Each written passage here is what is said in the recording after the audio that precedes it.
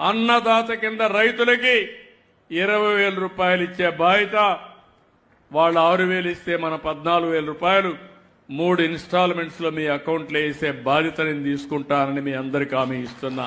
రైతు భరోసాని కూడా విడతల వారీగా చేస్తే రైతుకు ఎలా ఉపయోగం ఉంటుంది?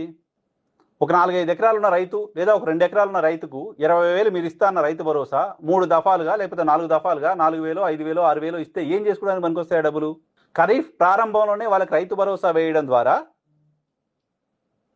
ఒకేసారి ఓ 10,000, 20,000 డబ్బులు వస్తే ఆ డబ్బులతో పెట్టుబడికి కావాల్సిన విత్తనాల కోసం కావచ్చు, ఎరువుల కోసం కావచ్చు, పురుగు మందుల కోసం కావచ్చు, రైతుల డబ్బులను వాడుకోవడానికి సంబంధించిన అవకాశం ఉంటుంది.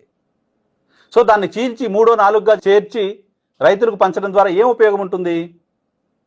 సో ఇది కూడా పథకాన్ని పట్ల ప్రజల్లో ఆసక్తిని తగ్గించి ఎలాగో ప్రభుత్వం ఇవ్వదులే అనే ఒక ఆలోచనలోకి ప్రజల్ని తీసుకెళ్లి రైతులను తీసుకెళ్లి మోసం